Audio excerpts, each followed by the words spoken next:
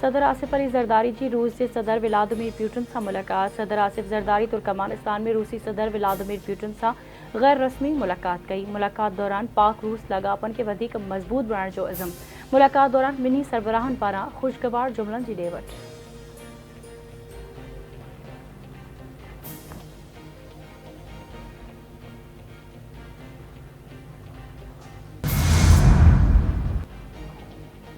आईनी तरमीम बाबत पार्लियामेंट की खास कमेटी जो इन कैमरा इजलास पीपल्स पार्टी JUI नून लीग पंहिंजो मुसवदो पेश करे छॾियो। PP चेयरमैन बिलावल भुट्टो आईनी तरमीमुनि के हवाले से कमेटी मेंबरन के एतमाद में वरतो। PTI एक तरफ़ आईनी तरमीम के रोकण भी चाहे थी, वक्त भी घुरी रही है। हुकूमत मुतमईन है तो उन्हनि वटि अक्सरियत मौजूद है। कंहिं शख्स के फ़ायदो ॾियण वारी सोच न है। इदारनि के फ़ायदो ॾियण चाहियूं था, फ़र्द वाहिद के सब अख्तियार ॾियण सां मसइला पैदा थींदा।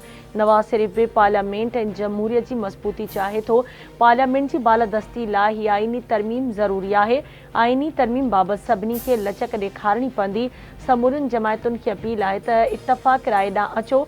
PP चेयरमैन बिलावल भुट्टो ज़रदारी जो आईनी कमेटी के खास इजलास के खिताब JUI सरबराह मौलाना फज़ल रहमान चयो तो कोशिश है तो इतफ़ाक़ राय पैदा कई वञे। हुकूमत पहिरियों भेरो पंहिंजो ड्राफ्ट शेयर किया है। पीपल्स पार्टी जूं तजवीज़ूं भी साम्हूं आयूं आहिनि।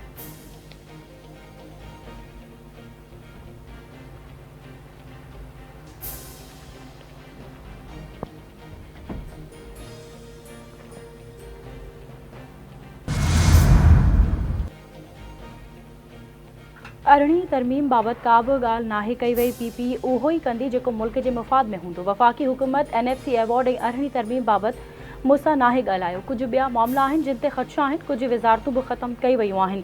सिंध के गुज़िरियल केतिरनि ई सालनि खां सख़्त मुआशी चैलेंजिस के मुंहुं ॾियणो पियो आहे। चैलेंजिस बावजूद सिंध सरकार सुठी कारकर्दगी ॾेखारे साल 2022 में सिंध में गैर मामूली ॿोड़ सबब सूबे जो 70% एराज़ी पाणी हेठि अची वई। बिजली की क़ीमत ऐं तक़सीम के हवाले से वफ़ाक़ की पॉलिसी जा पाबंद आहियूं। इहो तासुर ग़लत है तो ज़रई टैक्स नथो वरतो वञे। 15% टैक्स वरतो वेंदो आहे। आइन में वाज़े है तो वफ़ाक़ तवनाई की पैदावार कंदो। जेकॾहिं ज़राअत के बहाल न कयो वियो तो मुआशी तरक्की मुश्किल है। 2022 में तबाही आणींदड़ बोर्ड आई। घणो नुक़सान ज़राअत के थियो। हिन वक्त असां कणक ॿाहिरां घुरायूं पिया।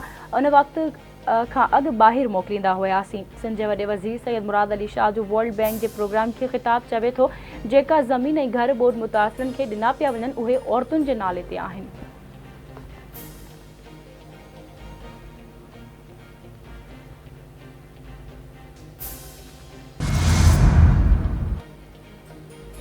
कराची के क़ौमी तक यानी 231 के चयन पोलिंग स्टेशन से वोटन की ॿीहर ॻणप वारो अमल रोकियो वियो।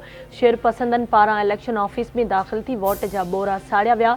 सिंध हाई कोर्ट चयन पोलिंग स्टेशन से अॼु ॿीहर वोटन की ॻणप जो हुकुम जारी कयो हो।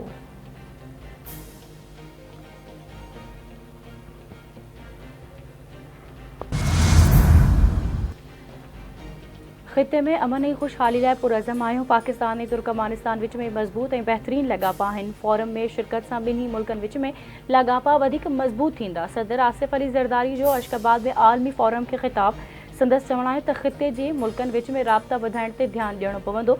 बहितर इलाक़ाई राब्तनि सां सक़ाफ़ती ऐं इक़्तिसादी सहकार मज़बूत बनाइण में मदद मिलंदी।